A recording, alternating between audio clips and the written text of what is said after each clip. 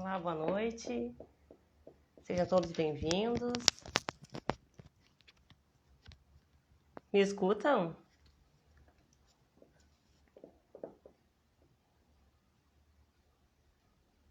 Olá, Paulinha, boa noite. Alô, Mano, Léo, boa noite. Todos me escutam? O som tá bom, Paulinha? Como é que está aí? Sim? Obrigada, Mano. Meu irmão, Paulinha, minha colega de caminhada. Pessoal do Aquilombamente.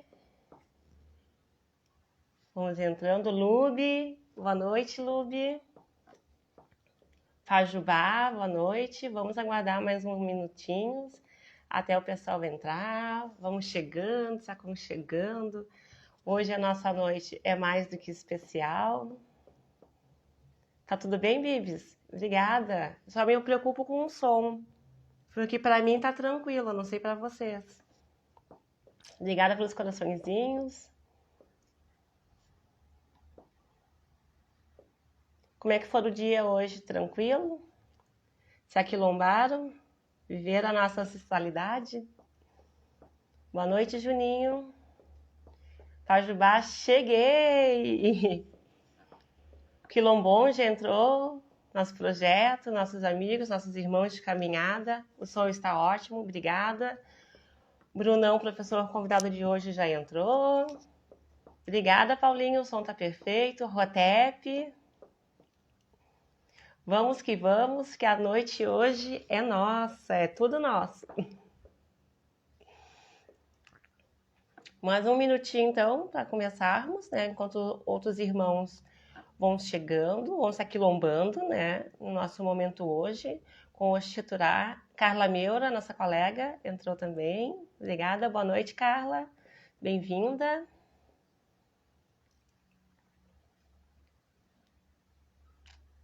Todos bem? Obrigada pelas palmas.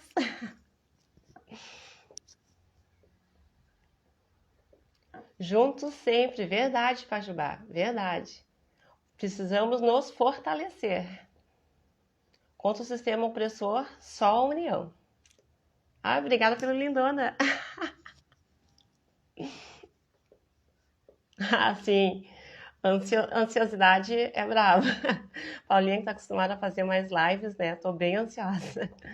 Mas vamos com calma que daqui a pouco já vamos começar. 8h03, então, vamos começar.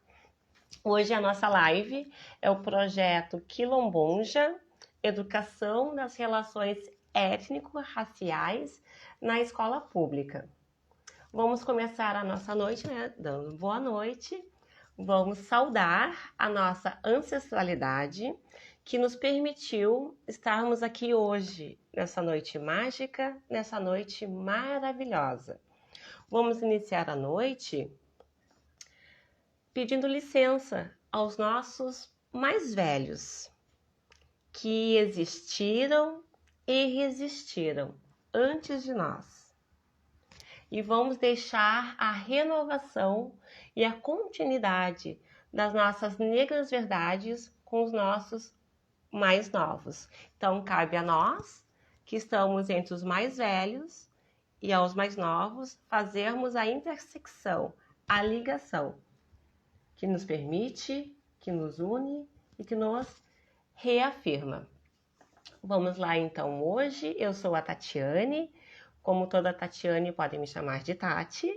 Eu sou uma das integrantes do coletivo filosófico e antirracista Oxeturá, Caminhos Filosóficos. Eu falo aqui de Porto Alegre, Rio Grande do Sul. Hoje aqui em Porto Alegre tivemos um dia maravilhoso, tivemos a presença do sol, que era algo meio raro de se ver, e a temperatura foi bem agradável. O nosso coletivo Oxeturá, ele tem integrantes em Porto Alegre, em Santa Catarina e em Salvador. Hoje, a nossa live falará sobre o projeto Quilombonja, a educação das relações étnico-raciais na escola pública, o popular carinhosamente chamado de ERER. Mas o que é a educação das relações étnico-raciais na escola pública? A importância dessa temática, ela está relacionada com o racismo institucional na educação, que se faz presente desde sempre. Com toda e absoluta certeza, todo adulto hoje pertencente à matriz africana tem algum relato, alguma lembrança de algum ato ou alguma fala racista ou opressora que sofreu no tempo da escola. Isso quando nós éramos estudantes, quando éramos mais novos. E hoje a situação ela não é muito diferente, infelizmente. A discriminação racial, o preconceito é latente no ambiente escolar. A escola é uma instituição formal. Depois da família, da religiosidade, ausência ou existência da religiosidade, a escola é o terceiro pilar que dá a base para a construção e ampliação do conhecimento. Mas que conhecimento é este? No nosso caso, como um coletivo antirracista na noite de hoje, como é e como foi retratado a história da África nos tempos escolares?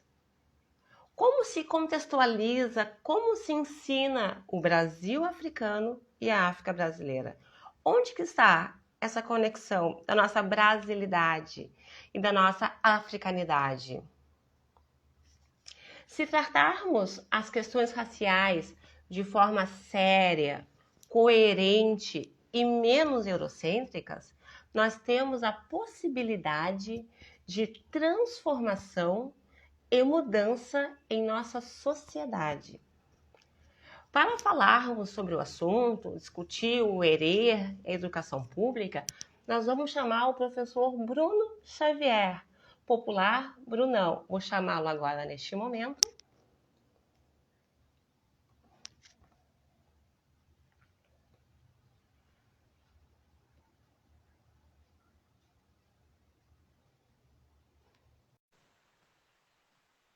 Pronto, já fiz o convite para o Brunão.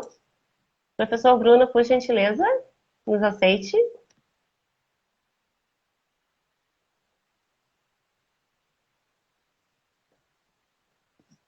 Professor Bruno, está conectado junto a nós? Boa noite, Márcia. Silvia Leandro, boa noite. Boa noite ao pessoal que chegou. Sejam todos bem-vindos, bem-vindas, bem-vindos.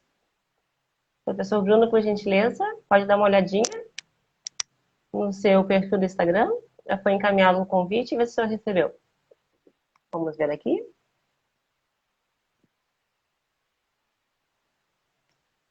Professor Bruno, só me informe se você vai entrar. Boa noite, Fábio, nossa colorada, nossa amiga. Bruno, só me informa se tu vai entrar pelo perfil do Quilomboja. Vai entrar por esse perfil, Brunão? Quilombonja? Só me diz um sim. Boa noite, Ideia. Tá, só um momento então. Vamos de novo, Brunão.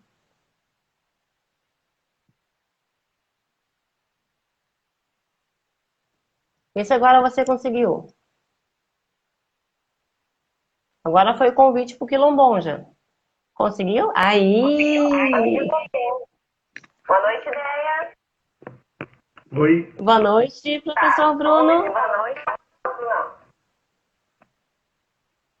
Vamos então assim, este é o nosso professor Bruno Xavier, também conhecido como Brunão, meu amigo já de longa caminhada, de várias histórias. O professor Bruno, ele é professor do município, aqui de Porto Alegre, leciona Geografia na Escola Nossa Senhora de Fátima, no bairro Bom Jesus, que fica aqui na Zona Leste. O bairro Bom Jesus, carinhosamente chamado de Bonja. O professor Bruno vai nos apresentar o projeto Quilombonja, que é a união das palavras quilombo mais bonja. Lembrando que bonja vem de Bom Jesus. A união dessas duas palavras dá o Quilombonja.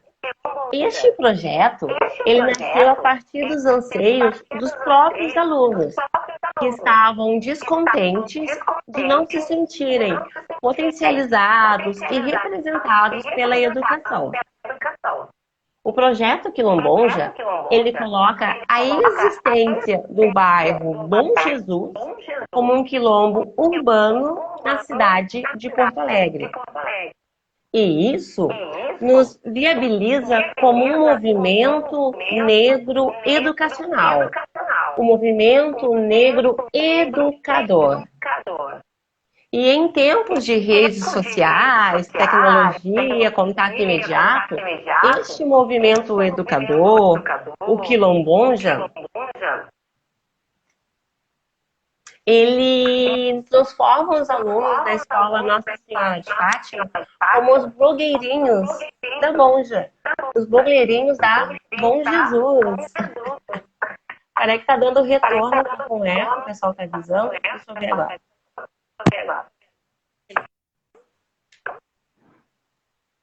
Melhorou o som? Tá com eco ainda? Eu tô de fone. Brunão tá sem fone. Deixa eu tentar baixar um pouco o volume.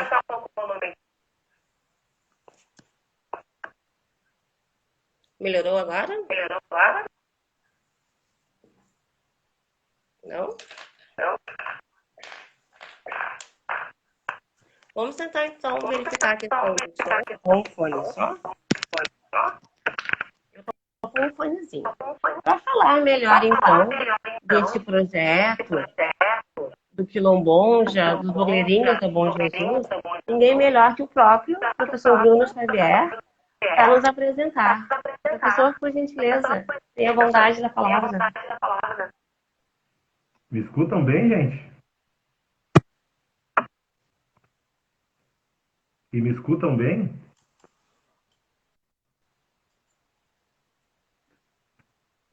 Posso começar, então? Sim, professor, pode começar. Então, primeiro eu queria agradecer o convite de vocês. Eu já acompanho a página de vocês tem um tempo, acho uma iniciativa muito bacana. Segundo, agradecer o convite em nome dos alunos que hoje fizeram um perfil no Instagram do Quilombonja, porque eles não acharam justo ter um perfil do Quilombonja com o arroba do Sr. Bruno. Tem que ter um arroba para todo mundo ver. Tá bom, então eles fizeram. Em 5 minutos eles fizeram um arroba para todo mundo ver. Terceiro, dizer que no Quilombonja nós somos muitos, né? Somos muitos alunos hoje, este ano de 2022, mas antes de 2022 também éramos outros alunos, tínhamos uma outra caminhada, mas só nesse ano o nosso trabalho teve horas para ser desenvolvido, porque antes eu ia no meu turno inverso da escola, né, no meu horário fora de trabalho, para desenvolver esse trabalho com os alunos. Mas hoje a gente já tem tido uma caminhada desde 2017 e agora vem sido reconhecida, né? Na escola e na própria rede municipal.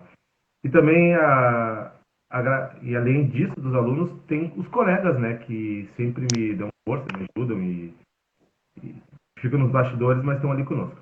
E também quero dar os parabéns, não sei se eu dou os parabéns, só agradeço, se eu desejo boa sorte para Helena Meireles, que hoje embarcou para a Espanha, vai fazer um intercâmbio lá, um curso lá, né? Nossa irmã Helena Meireles, professora Helena de Artes, aqui na Rede Municipal de Porto Alegre, trabalha na Escola Pasqualini, na Restinga. Então quero deixar meu abraço para ela, meu carinho e toda a admiração. Gostei dessa ideia dos blogueirinhos da Bonja, assim, achei interessante. Blogueirinhos da Bonja, eles vão gostar também. Achei legal, assim. E eles vão gostar dessa ideia de blogueirinhos da Bonja, ó, tenho quase certeza. Então, Tati, falar do Quilombonja para mim é sempre um sentimento de felicidade, de alegria, de motivação, né? Porque o Quilombonja, como tu disseste, assim, ele não nasceu comigo, mas ele nasceu de um acolhimento que eu fiz a alguns alunos quando eu fui trabalhar no bairro Bom Jesus, aqui em Porto Alegre. No o primeiro ano foi um ano bem difícil para mim, né? Também não sou de Porto Alegre, não estava muito acostumado com a rede municipal, mas a gente sempre tem uns alunos que eles têm, acho que é algo da juventude mesmo, sabe?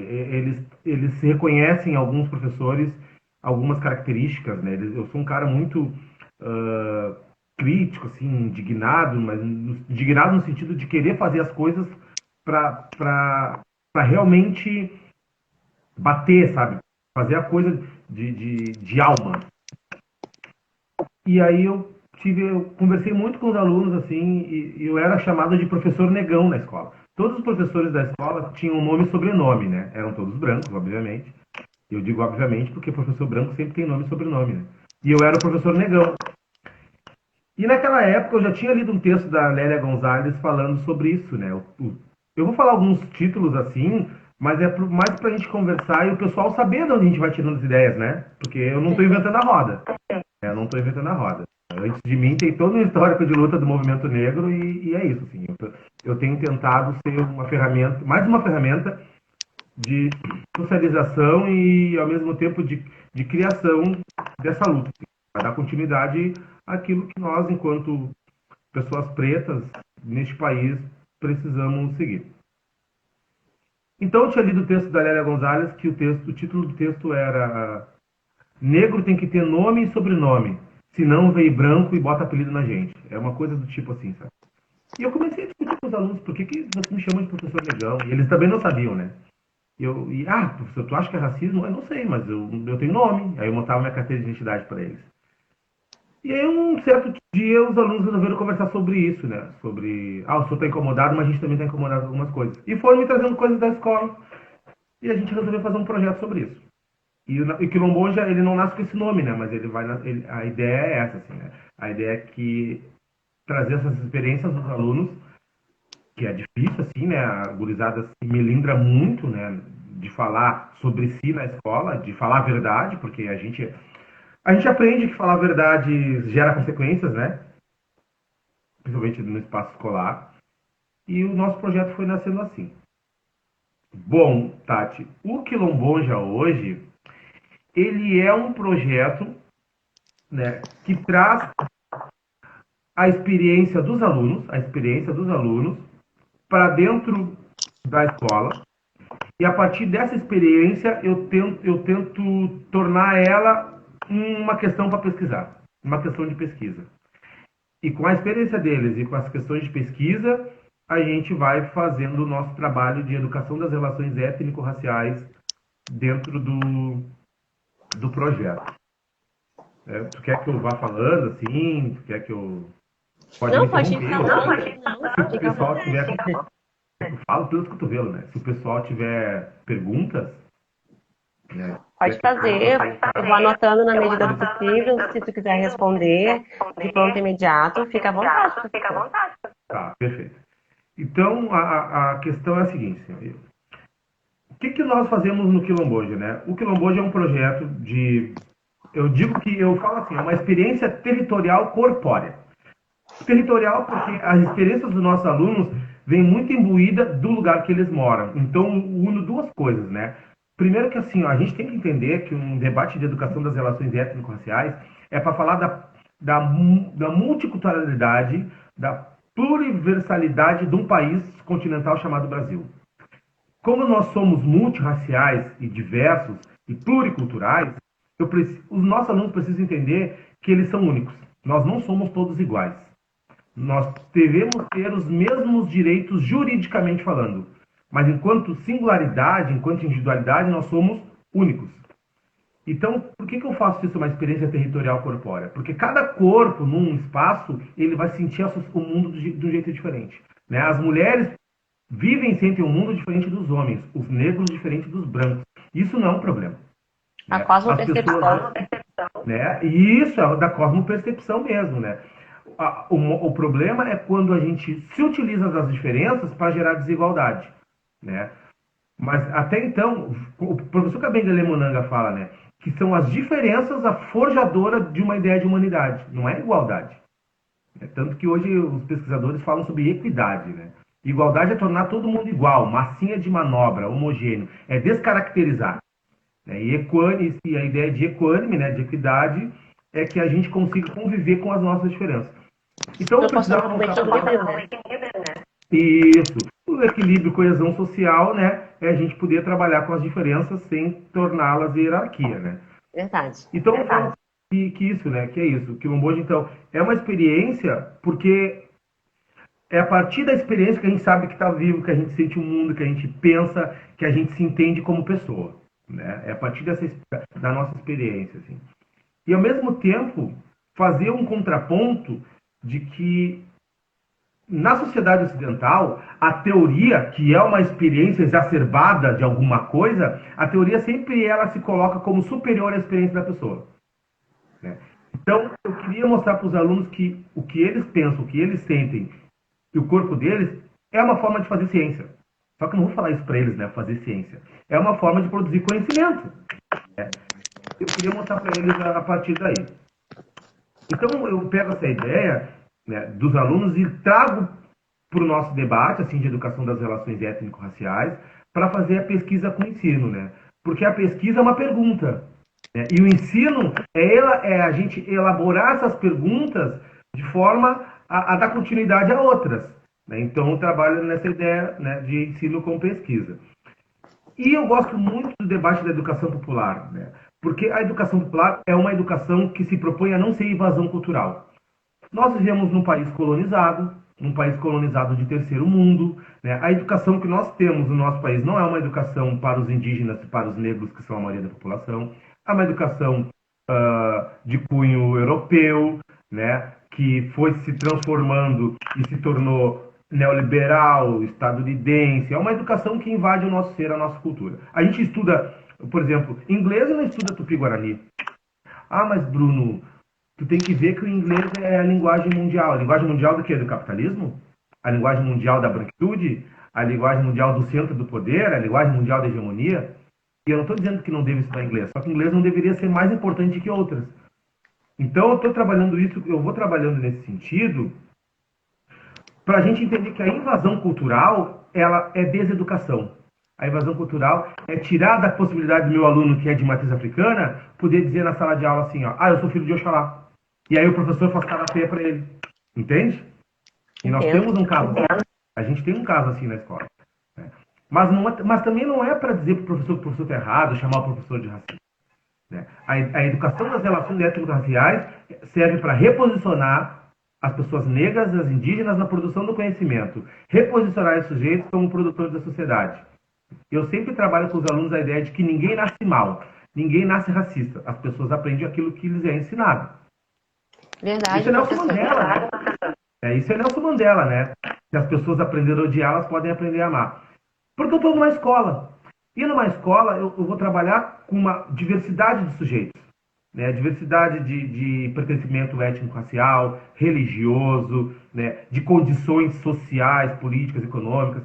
E eu preciso fazer essa leitura com os alunos para que a educação se dê como possibilidade de formação humana e não como invasão cultural. Bom, vou fazer um breve relato, professor. E juntamente a isso que está a dizer para nós brilhantemente, é importante, né, que as relações étnico-raciais elas devem ser trabalhadas em toda a esfera educacional, do maternal até o ensino superior. Não somente na escola pública ou na privada, em todas as esferas. E o ERER, né, deve ser estudado de janeiro a janeiro. Não somente em maio ou novembro. Porque a gente pensa, é só nos dias 13 de maio, dia 20 de novembro, que houve a importância da nossa negritude? E os outros dias? E a nossa formação cultural, política e econômica? E assim também, como não se deve limitar a contribuição africana somente à culinária, à percussão, ao samba, à capoeira. Nós somos muito mais do que isso. Os nossos ancestrais dominaram a tecnologia, a agricultura, a medicina e a arquitetura. E isso não é tido. não é relatado na educação. Eu não vivi isso quando criança e quando adolescente, nem no ensino superior. E essa temática racial, ela deve ser estudada sempre para termos o enfrentamento do racismo, que se dá de várias esferas, e sermos antirracistas. E trabalhar o erê nos potencializa na nossa africanidade.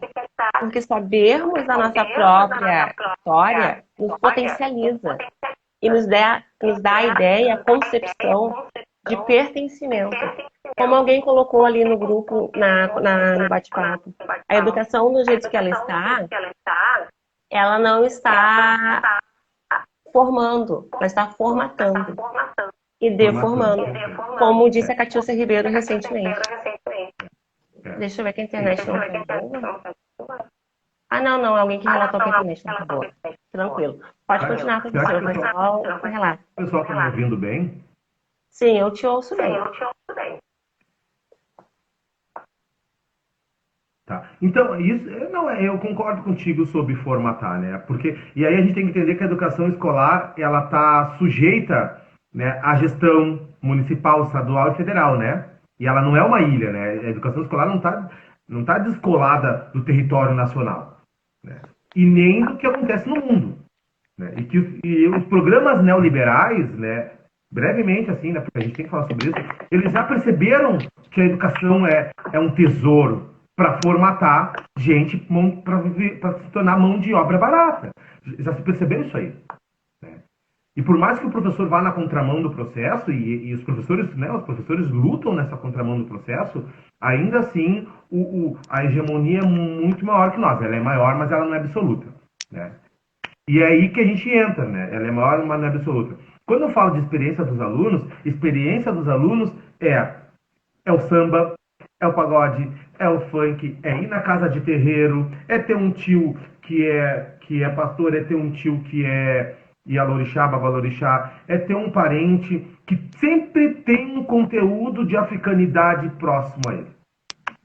Eu trabalho esse debate a partir da professora Nilma Gomes, né, quando ela fala do movimento negro educador, né, dos saberes estéticos, dos saberes políticos, dos saberes corpóreos, né. Outro dia, por dar um exemplo, outro dia tinha uma menina que ela estava incomodada porque chamavam ela de beiçuda na escola. Ah, que feio, feio. Não, feio não é um debate que a gente tem que fazer na escola. Eu chamei ela, aí peguei várias fotos de mulheres negras e mostrei pra ela. Olha aqui, fulana de tal, fulana de tal, fulana de tal. Tu é beiçuda, minha querida. Sabe por quê? Porque tu é linda. Esse traço que tu trouxe, né, que tu traz dos teus ancestrais, esse traço que vem com as pessoas que vieram para o Brasil, estão dizendo que o teu corpo ele vai continuar uma trajetória de beleza, ele vai continuar uma trajetória de luta, ele vai continuar uma trajetória de inteligência, de criatividade. E sabe aquele medo que a menina tá assim, tá meio... E ela vai tomando outra proporção.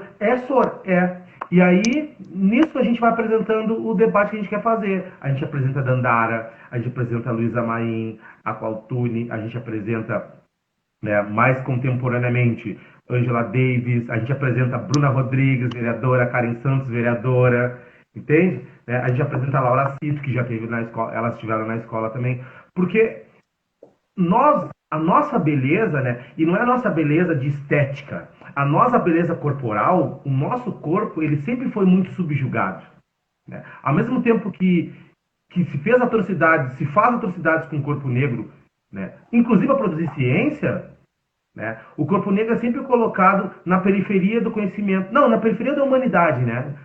Somos não humanos. E eu quis mostrar para essa menina que aquilo que ela estava sentindo, o problema não era dela. O problema é de quem não conhece a história dela, né? Então, eu entendo que a educação das relações étnico-raciais é fazer esse debate, né? E é possibilitar ao aluno se entender como gente, mas não é uma gente da humanidade, de ser do sujeito branco. É se entender como gente negra, que faz parte de um projeto de mundo, de país, de nação, que é a origem da humanidade, né? E eu sou professor de geografia, né? E essa origem da humanidade, ela vem com mapa, ela vem com mapa, ela vem com nome de lugar, ela vem com nome de sociedade. Porque é isso, assim, os nossos alunos, eles precisam, para para fugir dessa máquina de formatação, eles precisam produzir um outro conhecimento sobre si. E eu entendo que o Quilombonja dá essa perspectiva. Por isso que a gente estuda a história do bairro Bom Jesus em Porto Alegre. Porque a história do bairro Bom Jesus, né, ela tá imersa dentro daquilo que eu tenho denominado com os alunos de racismo no espaço urbano. Por que racismo no espaço urbano? No pós-abolição, quando a gente tem o pós-abolição e a gente coloca os ex-escravizados, né, como periferia de um sistema, e o racismo estrutural começa, essas pessoas elas viviam ou no centro da cidade ou nas regiões centrais. Conforme a cidade ela vai se modernizando, ela vai se expandindo, isso aconteceu no Porto Alegre, Campinas, São Paulo, Rio de Janeiro, Belo Horizonte, Salvador, né, que foi o que eu pesquisei assim, né, com os alunos. Conforme as cidades vão se expandindo, essas pessoas elas começam a se tornar problemas. Né? E aí se criou uma lei chamada Lei da Vadiagem. As pessoas que estão pós 18 horas na rua, elas são presas por estarem na rua. Quem são as pessoas que estão na rua nesse momento? Os jovens. Nosso povo. Os jovens negros, o nosso povo. É que tem uma moradia precária, que está em busca de emprego e está pelo aquilo que aparece. Né? Tá na esquina esperando, sei lá, uma barca chegar, aqui no caso de Porto Alegre, uma barca de fruta chegar e o cara fazer o corre dele. Eu estou explicando isso para os alunos. Né? Conforme essas pessoas vão sendo expulsas do centro, porque a cidade não as acolhe e vão para as periferias, essa ideia de criminalidade, de periculosidade, ela vai se somando ao nosso povo. E uma das grandes periferias de Porto Alegre à época é o que hoje é o Bom Jesus, é o bairro Mato Sampaio. Então, quando a gente está tendo acesso a essa história do bairro, né, e a gente está tendo acesso às pessoas mais velhas, ao relato delas, e aí estão os mais velhos, né? Uns valores civilizatórios afro-brasileiros, ancestralidade, memória, né, oralidade. Então, a gente vai pesquisar essas pessoas, e eu já trabalho previamente com eles, memória, ancestralidade, né, territorialidade, e as pessoas estão dizendo as suas histórias, das suas chegadas, até por intermédio do bairro, da formação do bairro, a gente tem uma outra leitura de cidade. Não é uma cidade branca açoriana. Nós temos uma amiga em comum, a Helena Boneto, que escreveu uma tese sobre isso, né? Que em Porto Alegre ela se inventa, ela se deseja uma cidade branca. Verdade. Antes da chegada dos açorianos, a gente tinha os povos indígenas originários, né? Porto Alegre hoje tem 12 áreas quilombolas tituladas. Porto Alegre tem grupos indígenas no centro, na Zona Norte, na Loma do Pinheiro. Porto Alegre tem 4 áreas quilombolas em processo de titulação. Porto Alegre é uma cidade negra, uma cidade quilombola, é uma cidade indígena. E como aí, isso... Vai, fala. Não, desculpa, bem rapidinho. Como isso, professor, foge do conhecimento da maioria? Fala em Porto Alegre, aniversário da cidade, 200 e poucos anos, só os 12 casais açorianos. E o povo de matriz civilizatória indígena que foi massacrado, que foi morto? A professora Helena Boneta, na família, falou sobre a Restinga. Remover para promover. Mentira. Remover para matar. Se nós éramos o centro da cidade, éramos o centro da economia, no momento que foi tendo a urbanização, o crescimento demográfico, nós fomos ficando à margem da cidade, do eixo do perímetro. E por estarmos na margem, automaticamente fomos marginalizados. Então essa é a concepção que não é a nossa verdade, não é a nossa sobrevivência, não nos condiz e não nos representa. E como é importante mostrar para o aluno que está mais distante do centro da cidade, o aluno, a família, toda a comunidade do âmbito escolar, que ele tem a sua própria história, ele tem a sua própria vivência que independe do contexto eurocêntrico. É a verdade que nos forma. É a verdade que nos legitima e que nos torna ser a nossa ancestralidade raiz. Isso, Tati, é sobre isso. E aí tu imagina assim, ó, aí essa menina que estão comigo lá estudando memória. Por que está estudando isso? Ah, vamos estudar isso por tal coisa, mas vocês vão ver como é que isso aparece. E a gente vai fazer uma saída de campo para entrevistar as pessoas do bairro, né? E previamente eu converso com as pessoas, né? Ah, eles são crianças, assim. Não, tudo bem, professor. As pessoas vão na escola, a gente vai... Eu gosto de levar as pessoas, os alunos no bairro deles. Por que eu gosto de levar no bairro deles? Porque a experiência de viver o cotidiano, nem sempre ela é sistematizada, né? Tem aquele esforço sistemático de pensar, ela é a dona vizinha que fica na esquina, tá sempre tomando chimarrão. E a gente vai conversar com essa dona vizinha e ela tá dizendo para nós as coisas que acontecem. E eles estão se olhando. O senhor, ela conhece um monte de coisa, né? Sim. O senhor, ela sabe um monte de coisa. Sim. E aí, eu estou trabalhando com os alunos esses valores civilizatórios afro-brasileiros a partir da ERER, e eles veem isso no corpo de uma mulher preta, de uma mulher velha, de uma mulher da vila ali, né? Do bairro deles, da rua deles, da avó deles, da tia deles, da amiga da família. E é isso, assim, eu quero mostrar para os alunos que nós produzimos conhecimento. E a gente está estudando o bairro, e ao estudar o bairro, a gente está estudando a cidade, a história de Porto Alegre, né? Eu sou professor de geografia, então eu falo, né? A gente está estudando o espaço urbano de Porto Alegre, a gente está falando da região chamada Rio Grande do Sul, que se coloca como Europa brasileira, a Suíça dos trópicos, né? Que vergonha. Da onde? Aí, como diz os poetas vivos, tem preto no sul, né? E aí eu estou falando do Rio Grande do Sul, daqui a pouco eu estou lá em Brasil, e daqui a pouco eu estou falando em África, em diáspora, e os alunos estão vindo junto comigo, e nós voltamos lá na vizinha da esquina, e eles estão dizendo, senhora, agora eu entendi que é a ancestralidade. Entendi a oralidade, entendi a memória. Isso, né, professor Antônio, é viver a relação étnico-racial. Não precisa fazer uma aula intitulada Hoje vamos trabalhar a educação étnico-racial.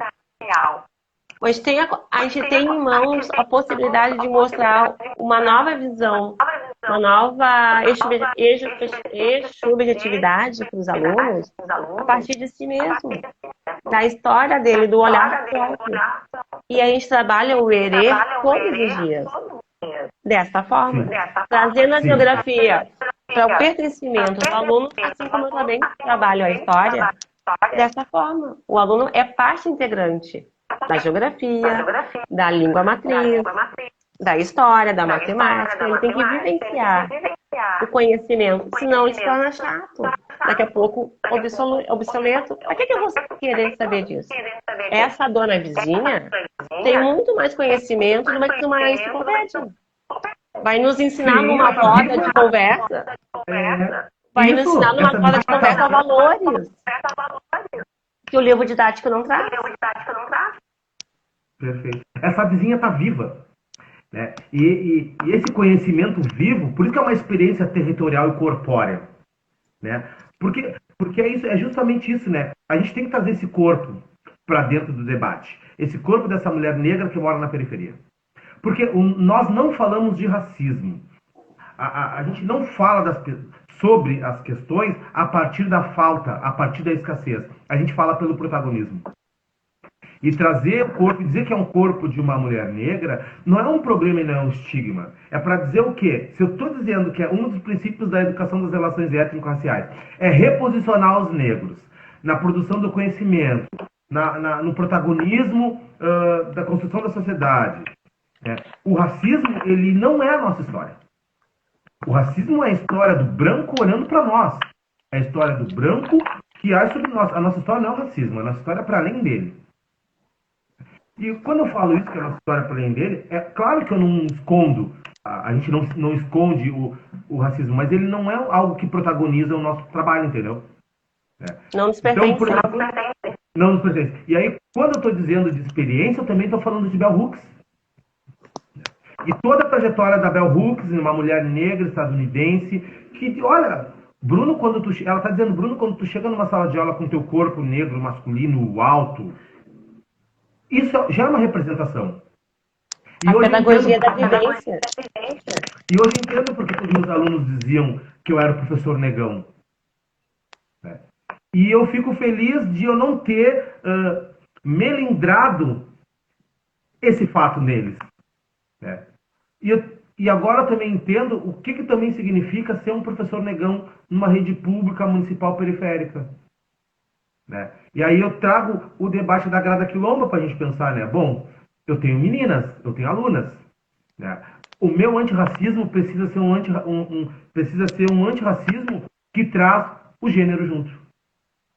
O que ela vai chamar de racismo genderizado. Se eu estou fazendo um trabalho antirracista, eu preciso entender como que essas meninas se colocam no debate ali, como essas meninas elas se apresentam no nosso projeto. E por que isso? E para mim é muito importante falar isso, né? Porque ao mesmo tempo que a gente tem muito mais meninas do que meninos na escola, são os meninos que participam mais dos projetos, mais em maior quantidade. E aí eu fui fazer uma pesquisa prévia, as gurias têm que arrumar a casa, as gurias têm que lavar a louça, as gurias têm que cuidar do irmãozinho mais novo, do primo mais novo, do filho da vizinha. Então, existe uma leitura sobre as meninas, né, de que que o espaço doméstico é para elas. E os guris, porque eu tenho alunos que são irmãos, menino e menina, e os guris vivem na rua. Eles podem tanto participar do projeto como não ir no projeto jogar bola, mas a irmã está sempre em casa, a prima está sempre em casa. Então isso é importante, assim, sabe? De falar sobre a educação das relações étnico-raciais na escola pública.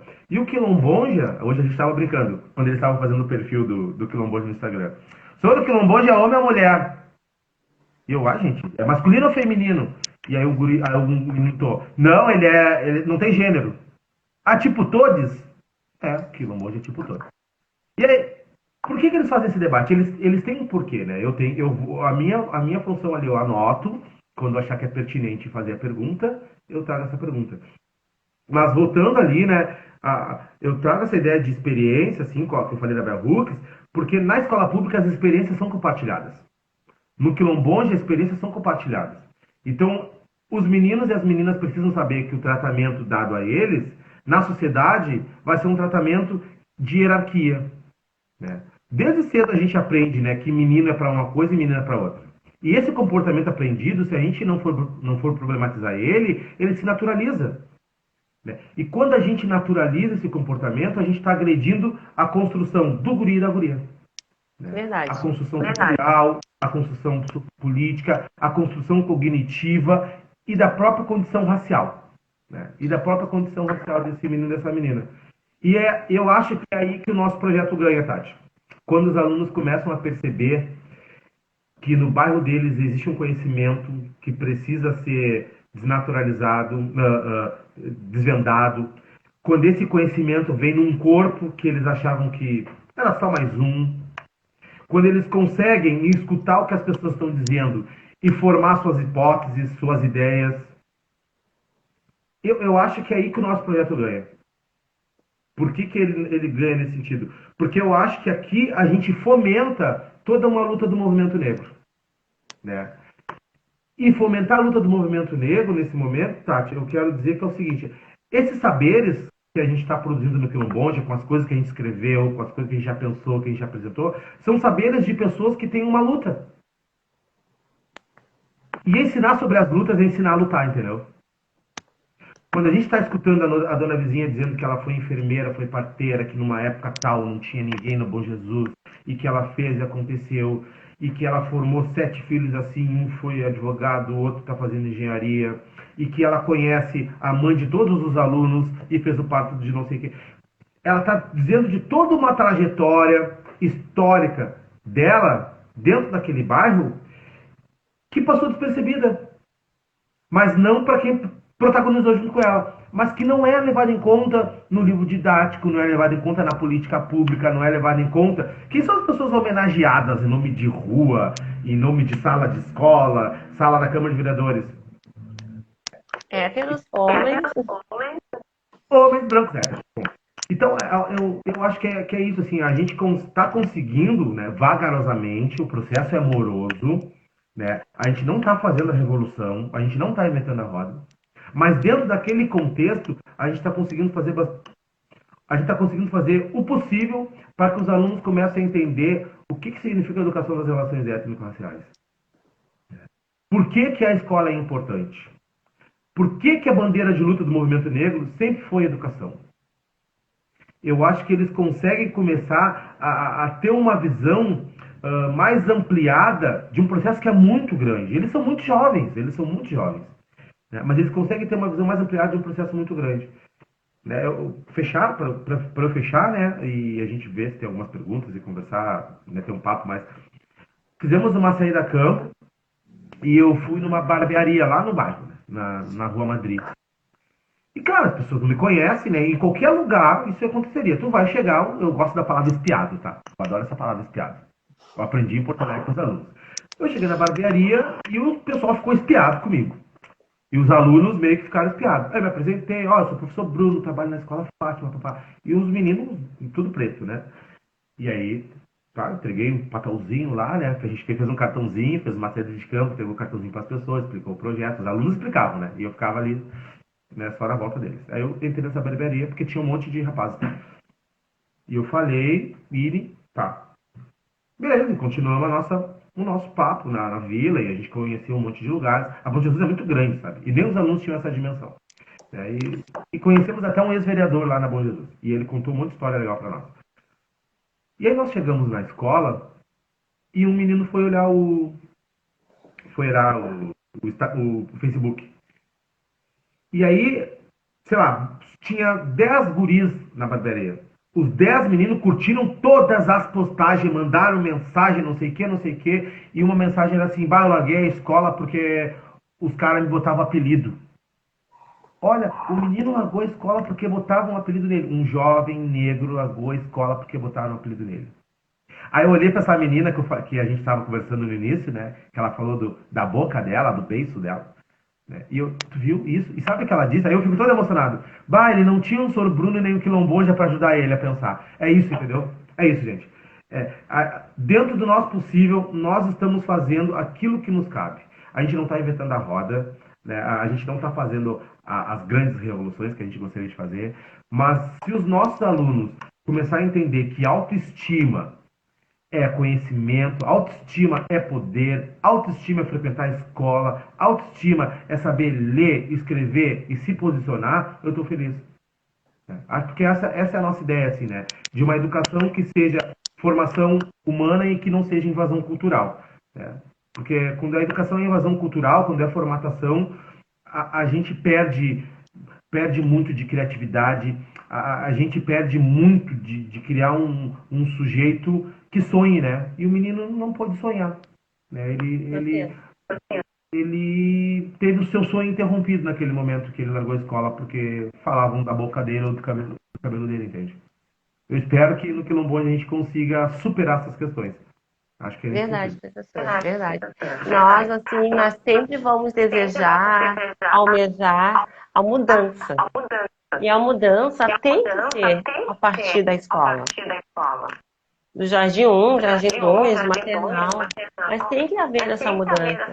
Pois a educação, se conhecer, se permitir, transforma.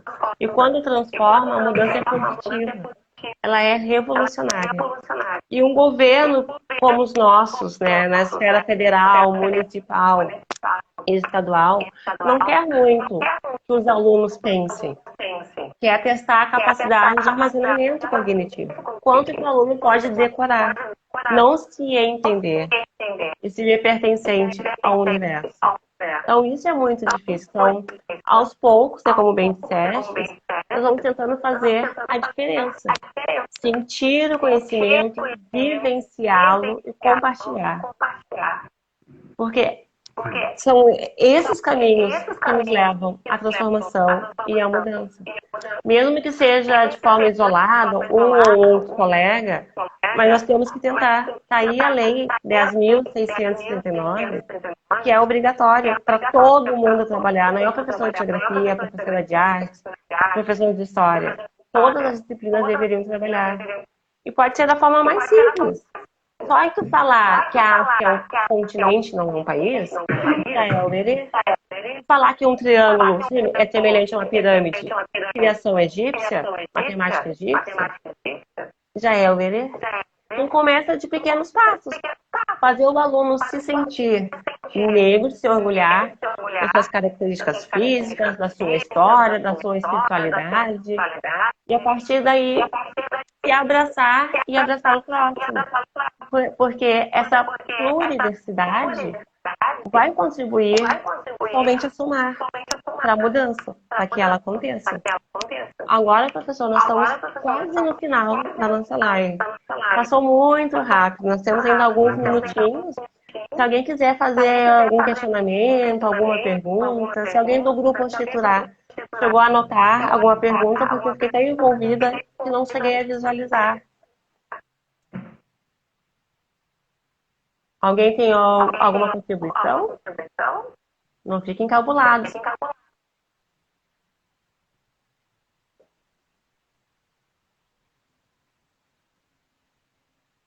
Talvez não tenha, professor, nenhum questionamento. Então, a gente pode verificar, né, um pouquinho mais, só que é claro, 10.639.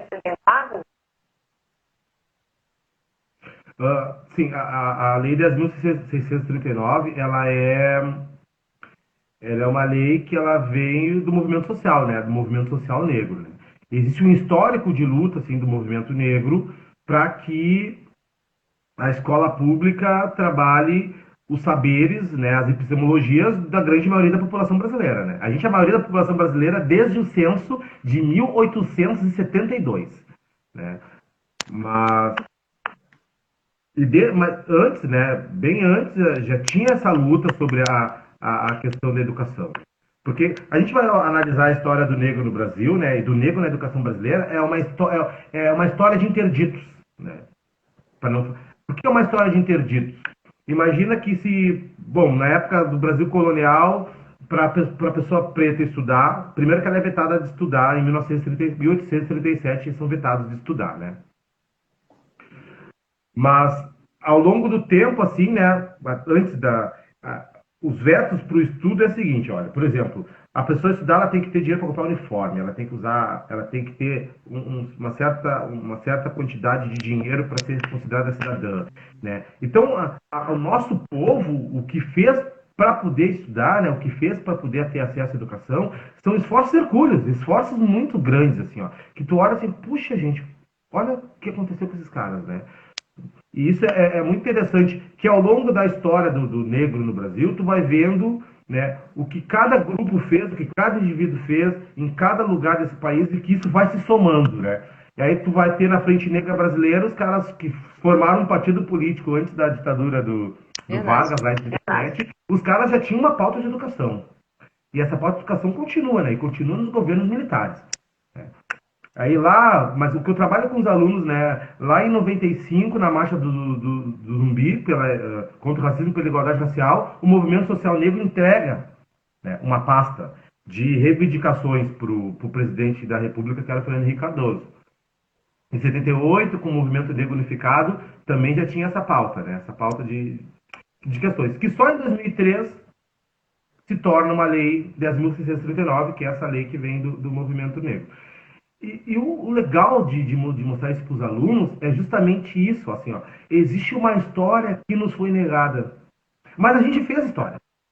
Foi Muita. invisibilizada, foi não dita, foi apagada, foi silenciada, foi colocada em lugares de desprestígio, mas a gente fez essa história. E eu brinco com eles assim, ó, quando tu tá na escola porque aquele cara lá que a gente acha que é um velho, né, que eles falam isso, né, porque eles têm essa noção de que o que não é jovem é velho, né? É só isso que eles. É um velho cristalizado lá num passado muito distante. Então, hoje eu estou conversando com eles sobre qual é a bandeira levantada pelo movimento negro, a educação. Né? Então, eles têm entendido assim, ó, que o movimento negro é um sujeito político diverso, assim como somos nós, né, na sala de aula. E aí eu também preciso mostrar para o nosso aluno que o conhecimento não é aquilo distante dos livros, o conhecimento não é aquilo que está lá longe da gente. O conhecimento é essa dona vizinha, eu gosto de chamar ela de dona vizinha, porque ela diz para os alunos isso. Ah, me chama de dona vizinha. O conhecimento é ela, o conhecimento sou eu, o conhecimento são os alunos. E a gente só vai ampliando, né? Só vai ampliando.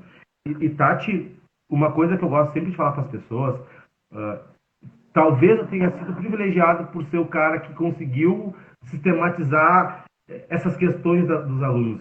Mas eu acho que a escola, do jeito que ela está organizada, a escola pública brasileira, do jeito que ela está organizada, e as pessoas precisam entender que eu estou falando, não é apenas de professor, de aluno, funcionário, mas também estou falando de gestão, e gestão que é maior que nós.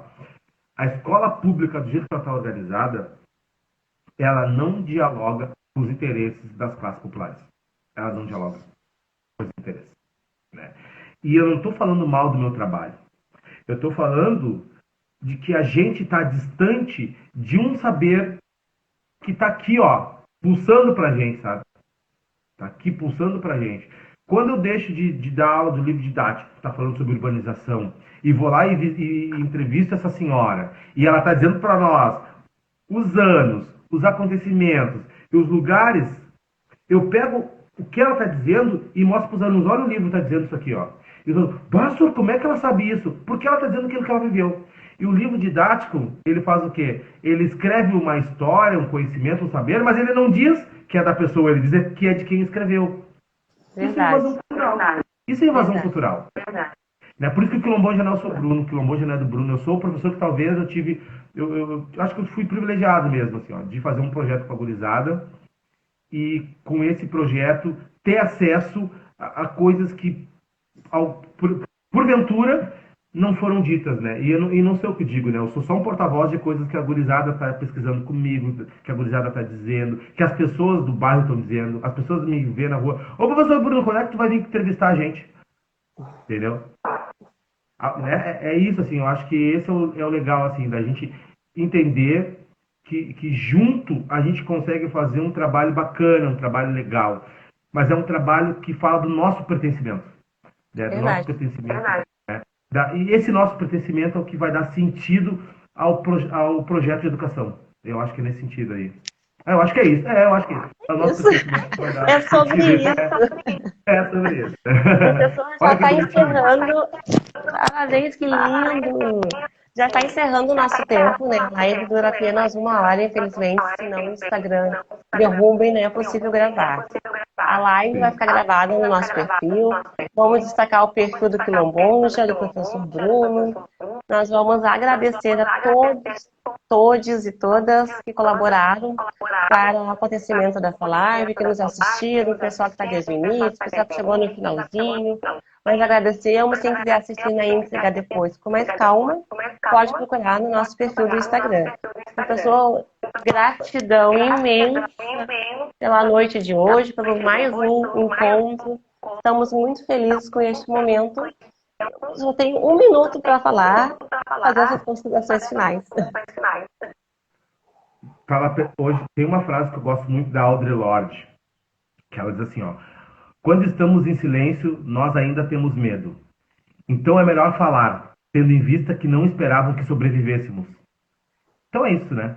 Lindo, a gente tem que botar professor. tudo no tem que falar mesmo. Gente, muito obrigada por essa noite maravilhosa. Desculpa, me emocionei. Ficam todos bem, se cuide, muita axé. Lembrando que essa atualidade sempre nos levará para nós e para o melhor de nós. Muito obrigada. Até o próximo encontro.